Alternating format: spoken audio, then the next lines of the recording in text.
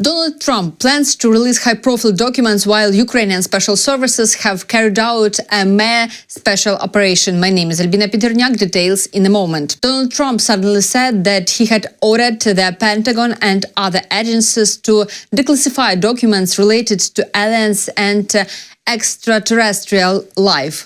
Something that got a lot of attention this week. Barack Obama said that aliens are real. Have you seen any evidence of non-human visitors to Earth? Well, he gave classified information. He's not supposed to be doing that.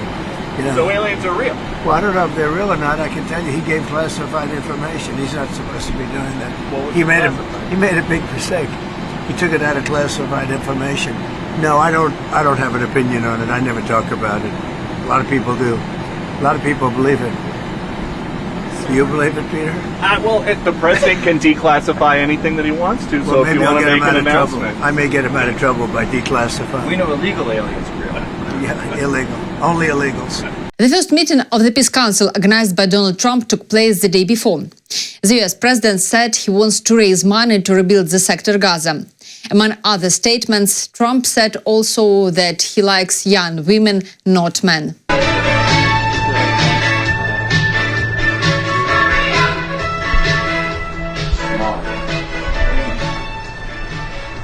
I think we have to smile.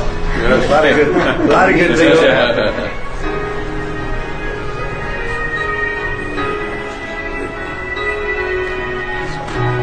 Does everybody like the music? Yeah, it's a perfect song. That's good music. Some guy. It's always nice to be young and handsome. Doesn't mean we have to like you. I don't like young, handsome men. Women, I like. Men, no, I don't have any interest. Good. That's right. That's right. Thank you very much. You're doing a great job, too. Donald Trump once again said that he is a peacemaker who ended 8 wars.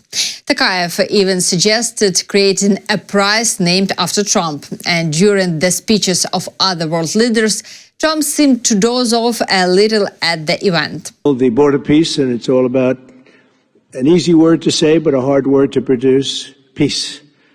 But we're going to produce it, and we've been doing a really good job, and some of these leaders that are with us have helped me very much during just this first year. We have a first year like probably no other ever in our country, because we settled 8 wars and I think a 9th to come. It's turned out to be a tougher one. I thought that was going to be the easiest one, but with war you never know what's easy and what's not so easy.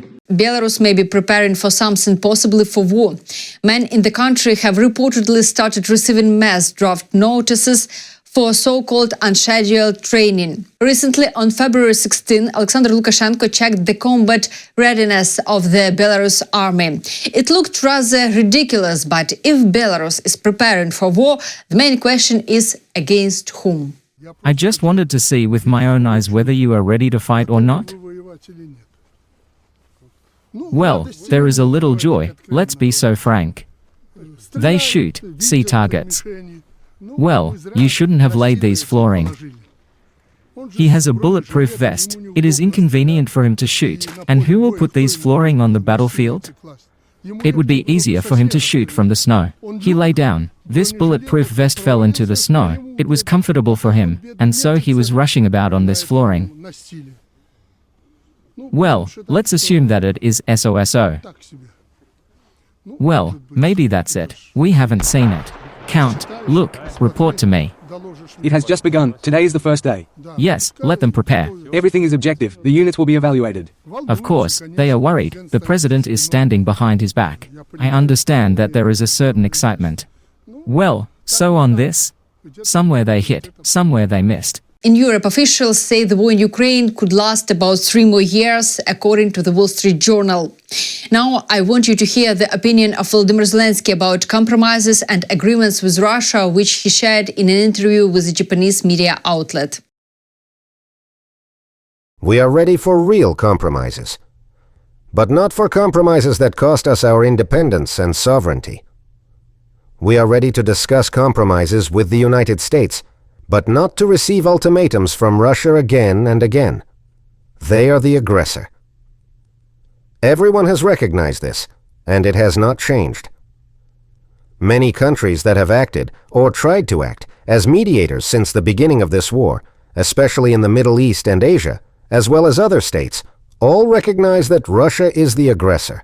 That is why even talking with the aggressor about compromises is already our compromise. Standing where we stand is a big compromise.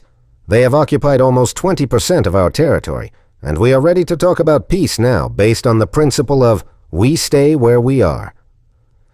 That itself is a major compromise. But what does Russia offer as a compromise? What are they ready for? They say, we are ready not to occupy your other regions. But that is terrorism. Even these words are terrorism. I am ready not to kill you if you give us everything. That is not a compromise. It is an ultimatum. That is why I said, we are ready for compromises that respect Ukrainian sovereignty and territorial integrity, our army, our people, and our children. But we are not ready for ultimatums. The Security Service of Ukraine, the National Police of Ukraine, and the Moldovan law enforcement neutralized a Russian agent and combat group that was preparing for high-profile killing in Ukraine. The SSU counterintelligence, together with the Department of Strategic Investigations of the National Police of Ukraine and the National Inspectorate of Investigations of the Inspector General of the Police of the Republic of Moldova, thwarted a new attempt by the Russists to carry out a series of contract killings in our country. Thanks to a large-scale special operation codenamed Enigma 2.0 on the territory of both countries, the operational combat group of the Russian Federation, which was preparing the elimination of well-known persons in Ukraine, was neutralized. The main targets of the enemy were Ukrainian journalists and public figures, the head of a strategic enterprise and the military of the main intelligence directorate of the Ministry of Defense, including fighters of the Foreign Legion of the main intelligence directorate of the Ministry of Defense. To eliminate potential victims, the defendants developed various options for assassination attempts, from shootings close to blowing up cars. For committing murders, Russian special services promised a reward of up to $100,000, depending on the status of the person. As a result of joint actions, the head of the enemy cell, a 34-year-old recidivist from Moldova, two of his agents, their accomplices from Ukraine, the EU, and unrecognized Transnistria were detained. According to the investigation, the main suspect was recruited by Russian special services while serving his sentence in a Russian prison. After serving his sentence, he was sent to Moldova to form an agent combat group under the control of the Russian Federation. The resident selected like-minded people with pro-Kremlin views, primarily among people with military experience. Subsequently, agents were divided into groups. The first of them tracked the locations and daily routines of potential victims. The second is the killers who were supposed to carry out contract killings. Then Russian agents were transferred to Ukraine under the guise of tourists, and then dispersed to rented homes in different regions of our country.